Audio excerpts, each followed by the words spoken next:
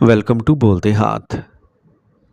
میرے پیارے دوستو، آج ہم ایک ایسے سوال کا جواب جانیں گے جس نے ایکویریس برج دل کمبھ راشی والوں کو الجھن میں ڈال رکھا ہے۔ بہت سے لوگ یہ پوچھ رہے ہیں کہ اگر 3 جون سال 2027 کو زحل برج حوت سے نکل کر ایریز یعنی برج حمل میں جائے گا تو کیا 60 ہمیشہ کے لیے ختم ہو جائے گی، اور پھر 20 اکتوبر سال 2027 کو زحل دوبارہ برج حوت پائسیز میں واپس آئے گا تو اس کا کیا مطلب ہوگا؟ آخر حقیقی نجات کب ملے گی؟ 3 جون سال 2027 کو یا 23 فروری سال 2028 کو؟ آج ہم انہی تمام سوالات کا آسان اور تفصیل سے جواب جانیں گے۔ اسٹرولوجی کے مطابق یہ تجزیہ بنیادی طور پر ایکویریس چند راشی والوں کے لیے ہے، یعنی کہ جن کا مون سائن ہے، جبکہ صرف لگن یا سورج راشی رکھنے والوں کے نتائج ان کی مکمل جنم کنڈلی کے مطابق مختلف ہو سکتے ہیں۔ سب سے پہلے پوری زبانی ترتیب کو سمجھ لیجئے۔ 24 جنوری سال 2026 کو زحل برج جدی سے داخل ہوا اور برج دل والوں کی 60 کا پہلا مرحلہ شروع ہوا۔ اس کے بعد 17 جنوری سال 2023 کو زحل ایکویریس میں آیا اور 60 کا دوسرا اور سب سے اہم مرحلہ شروع ہوا، جس میں ذہنی دباؤ، ذمہ داریاں اور زندگی کے بڑے امتحانات سامنے آئے۔ پھر 29 مارچ سال 2026 کو زحل پائسیز میں داخل ہوا اور 60 کا آخری مرحلہ شروع ہوا، جو دولت، خاندان، گفتگو، بچت، خوراک اور خود اعتمادی جیسے معاملات کو آزمانے والا مرحلہ ہے۔ زحل ہمیشہ انسان کو پہلے باہر سے مضبوط سہارا کم کرتا ہے تاکہ وہ اندر سے مضبوط بن سکے۔ اب آتے ہیں 3 جون سال 2027 پر۔ اس دن زحل پائسیز سے نکل کر ایریز میں داخل ہوگا۔ اس لمحے 60 کا دباؤ تکنیکی طور پر ختم ہونا شروع ہو جائے گا۔ آپ کو محسوس ہوگا کہ ذہنی بوجھ پہلے سے کم ہو رہا ہے، فیصلے زیادہ واضح ہونے لگیں گے، مالی معاملات میں کچھ بہتری آئے گی، گھر کے ماحول میں سکون محسوس ہوگا اور رکے ہوئے کام آہستہ آہستہ آگے بڑھنے لگیں گے۔ اگر آپ نئی مہارت سیکھنا چاہتے ہیں، لکھنے، بولنے، تعلیم، رابطوں یا نئے منصوبوں پر کام کرنا چاہتے ہیں تو اس عرصے میں اچھے مواقع پیدا ہو سکتے ہیں، لیکن یہ وہی مقام ہے جہاں اکثر لوگ سب سے بڑی غلطی کر بیٹھتے ہیں۔ وہ اس وقتی سکون کو مستقل کامیابی سمجھ لیتے ہیں۔ حقیقت یہ ہے کہ یہ صرف ایک موقع ہوگا، آخری منزل نہیں۔ اگر انسان پرانی غلطیاں دوبارہ دہرانا شروع کر دے، غیر ضروری قرض لے، فضول اخراجات کرے یا اپنے رویے میں کوئی تبدیلی نہ لائے تو آنے والا وقت دوبارہ اسے انہی سبقوں کے سامنے لا کھڑا کرے گا۔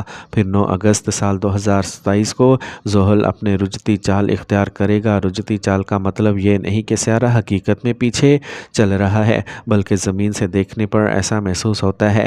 علم نجوم میں اس کا مطلب یہ لیا جاتا ہے کہ زندگی کے ادھورے سبق دوبارہ سامنے آتے ہیں۔ جن ذمہ داریوں کو آپ نے نظر انداز کیا ہو، جن وعدوں کو پورا نہ کیا ہو یا جن غلطیوں سے سبق نہ سیکھا ہو، ان کا دوبارہ سامنا کرنا پڑ سکتا ہے۔ اس کے بعد 20 اکتوبر سال 2027 کو زحل دوبارہ پائسیز میں واپس لوٹ آئے گا اور 60 کا آخری مرحلہ ایک مرتبہ پھر فعال ہو جائے گا۔ اس کا مطلب یہ نہیں کہ زحل آپ کو سزا دینے آ رہا ہے، بلکہ وہ یہ دیکھنے آیا ہے کہ گزشتہ چند مہینوں میں آپ نے اپنی زندگی میں واقعی کیا تبدیلی پیدا کی ہے۔ اگر آپ نے مالی نظم و ضبط سیکھ لیا، اپنی گفتگو بہتر بنا لی، خاندان کے ساتھ تعلقات مضبوط کیے اور اپنی ذمہ داری کو سنجیدگی سے نبھایا تو یہ واپسی آپ کے لیے مشکل کی بجائے کامیابی کی تصدیق بن سکتی ہے۔ لیکن اگر آپ نے وقتی سکون کو مستقل آزادی سمجھ کر دوبارہ وہی پرانے راستے اختیار کیے تو پھر وہی مسائل دوبارہ سامنے آ سکتے ہیں۔ یہی فرق ہے وقتی راحت اور حقیقی تبدیلی میں۔ وقتی راحت صرف دباؤ کم کرتی ہے، جبکہ حقیقی تبدیلی انسان کی سوچ، عادتوں اور کردار کو بدل دیتی ہے۔ وقتی راحت میں حالات کچھ آسان محسوس ہوتے ہیں، لیکن حقیقی کامیابی تب حاصل ہوتی ہے جب انسان اپنی کمزوری پر قابو پا لے۔ اگر اخراجات پر قابو آ گیا، گفتگو میں نرمی آ گئی، ذمہ داریوں کا احساس پیدا ہو گیا اور نظم و ضبط زندگی کا حصہ بن گیا تو یہی اصل کامیابی ہے۔ زحل کا مقصد انسان کو توڑنا نہیں، بلکہ اسے پہلے سے زیادہ مضبوط، ذمہ دار اور بالغ بنانا ہوتا ہے۔ اس لیے 3 جون سال 2027 کو جشن منانے کی بجائے اسے ایک سنہری موقع سمجھے۔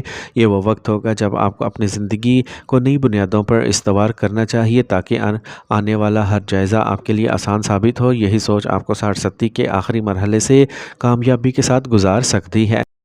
اب سوال یہ پیدا ہوتا ہے کہ حقیقی طور پر 60 کا اختتام کب ہوگا؟ اس کا جواب ہے 23 فروری سال 2028۔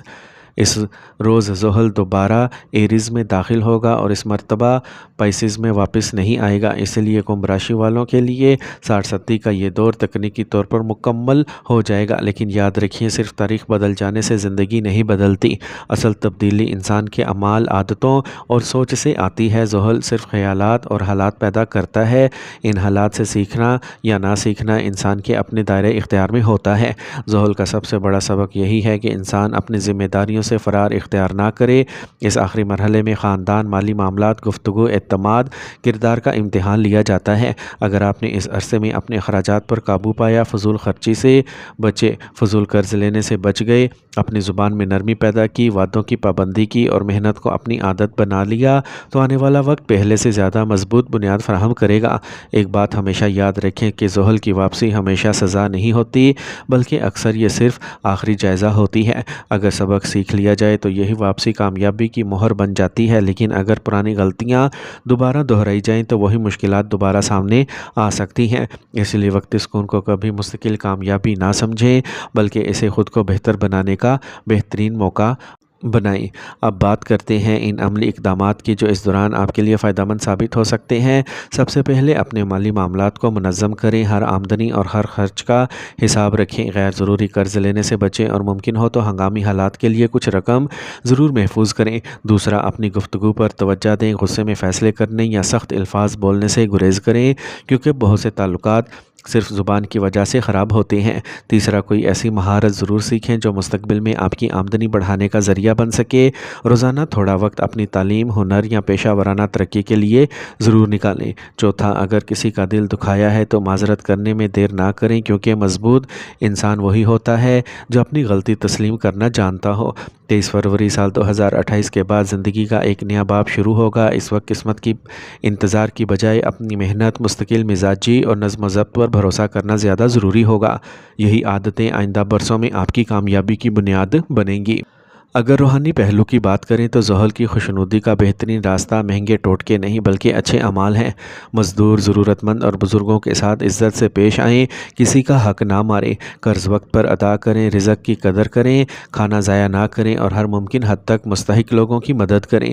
یہ وہ اعمال ہیں جو انسان کے کردار کو مضبوط بناتے ہیں، اور زحل کا اصل سبق بھی یہی ہے۔